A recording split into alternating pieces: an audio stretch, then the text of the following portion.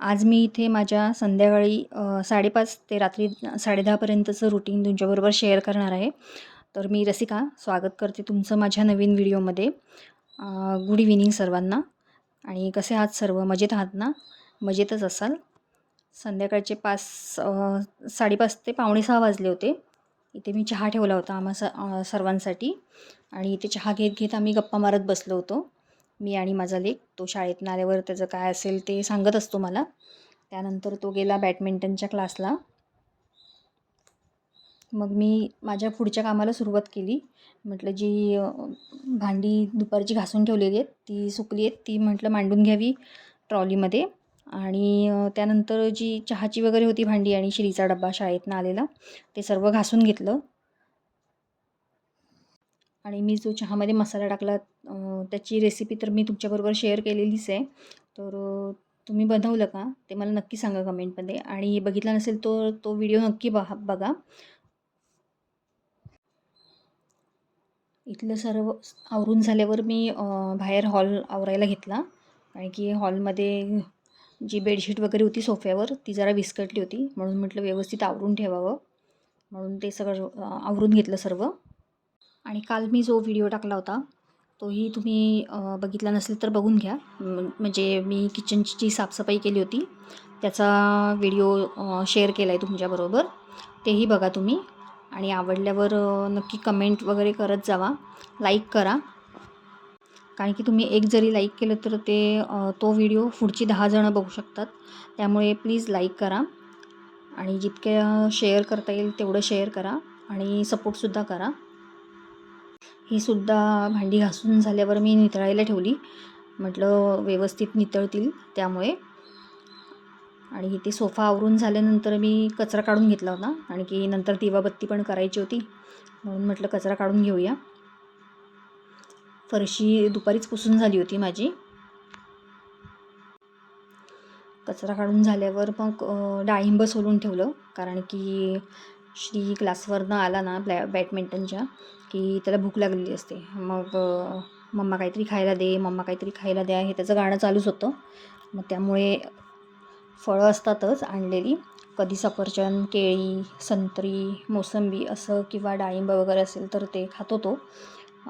किंवा मग चणे पण त्याला आवडतातच भरपूर खायला.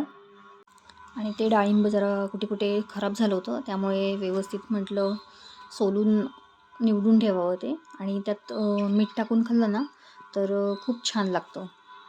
किंवा चाट मसाला वगैरे कोणाला आवडत असेल तर तसंसुद्धा छान लागतं.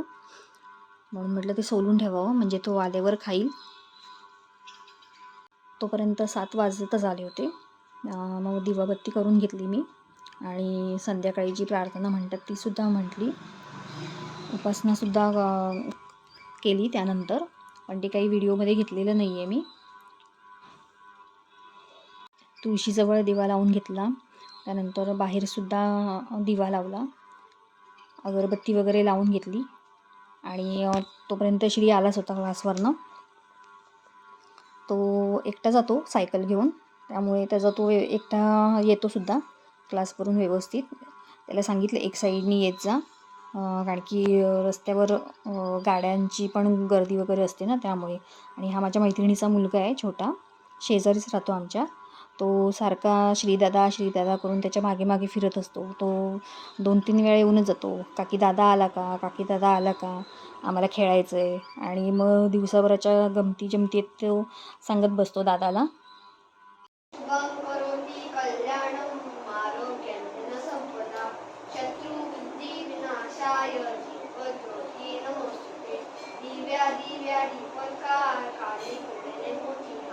दिव्याला पाहून नमस्कार,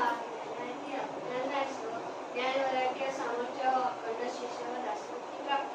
मनातील सर्व माणसांना उजळता इष्ट, दिवाळजण देवापासून उजळ करतो सरळ.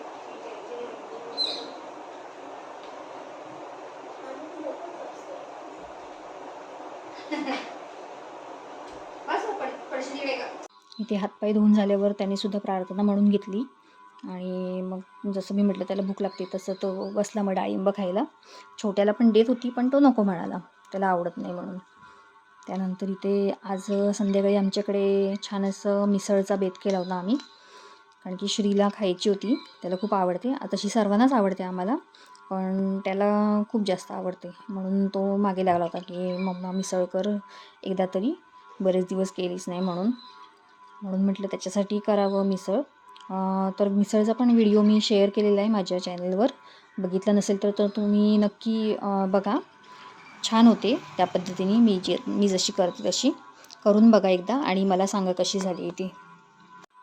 आणि मिसळचा व्हिडिओ आधी शेअर केला आहे, त्यामुळे मी आत्ता पूर्ण काही दाखवत बसली नाही तुम्हाला. पटापट म्हटलं आपलं काम करून घ्यावं, म्हणजे फोडणी टाकून घ्यावी, म्हणजे पुढच्या कामाला आपल्याला सुरुवात करता येईल. म्हणून इथे फोडणी टाकली. तो परत त्या दोघांच्या छान अशा गप्पा चालल्या होत्या बाहेर, त्यासुद्धा मी ऐकत होती मधीच. ते दोघं एकाच शाळेत आहे, पण शाळेचा टायमिंग मागे पुढे असल्यामुळे एकत्र येणं होत नाही त्यांचं.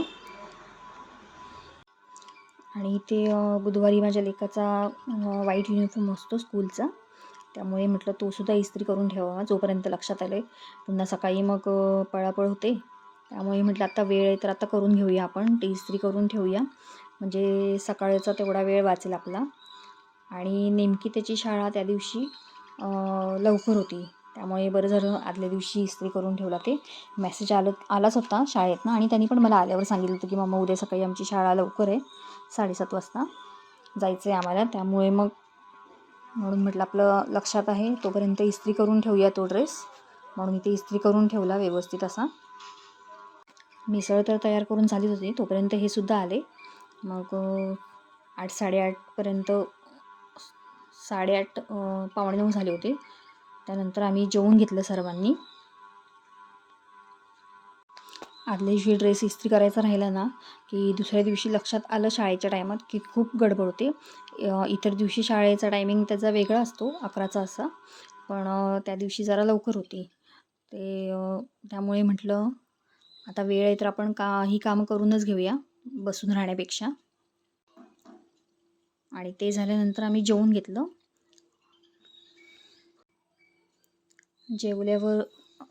जेवल्यावर मग हे दुसऱ्या दिवशी जे बदाम खायचे असतात ना भिजवून, ते भिजत घातले, बदाम आणि काळे मनुके. जे बदाम म्हणजे खाल्ल्यावर आपल्याला सर्व लक्षात राहतं, तेच बदाम भिजत घालताना विसरायला होतं. तुमचं पण असं कधी होतं का, मला नक्की सांगा कमेंटमध्ये. त्यानंतर इथे जेवल्यावर सर्व भांडी वगैरे घासून घेतली जेवणानंतरची, आणि कट्टा आवरून घेतला स्वच्छ. चहाची वगैरे भांडी आधीच घासून घेतली होती, त्यामुळे आत्ता काही जास्त भांड्याचा लोड नव्हता, म्हणून मग वेळच्या वेळी भांडी घासून घेतली की बरं वाटतं. आणि ही सवय माझ्या सासूबाईंमुळे मला लागली आहे, कारण की त्यांनाही असंच, जर का एक जरी भांडं पडलं ना तरी ते घासून घेतात. मी त्यांना सारखी म्हणायची, आई कशाला हो तुम्ही सारखं भांडी घासत बसता. तर आत्ता मला कळते, आता जेव्हा ते नाही आहेत ना माझ्याबरोबर, ते आता माझ्या मुलींबरोबर असतात तिथे, तेव्हा समजते की हा बाबा वेळच्या वेळी घासून ठेवली ना की आपल्याला पण नंतर लोड पडत नाही. आणि रात्रीची भांडी ही रात्रीच मी घासून ठेवते, कारण की सकाळी उठल्यावर मग ती भांडी लावायला बरी पडतात. आणि जर का तीच भांडी रात्रीची तशीच ठेवली तर तो ढीग बघून आपल्यालाच नको वाटतं सकाळी उठल्यावर, त्यामुळे ते बरं पडतं. आणि ही ते जी पितळेची तांब्याची बाटली आहे ना, ती घासून भरून ठेवली, कारण की मग त्यातलं पाणी सकाळी उठून आम्ही पितो, म्हणून मग रात्री स्वच्छ घासून भरून ठेवते. त्यानंतर इथे मी हात स्वच्छ करून घेतले डेटॉलनी, आणि स्किन केअर आहे ते करून घेतलं रात्रीचं. तोंड वगैरे वॉश करून मॉइश्चरायझर वगैरे लावलं. त्यानंतर किचन पुन्हा एकदा चेक केलं की काही झाकायचं वगैरे राहिलं नाही ना माझ्याकडून, म्हणून एकदा चेक करून घेतलं. तर तुम्हाला हा व्हिडिओ आवडला असेल तर नक्की लाईक करा, शेअर करा आणि कमेंट करा. बाय, भेटू आपण पुन्हा.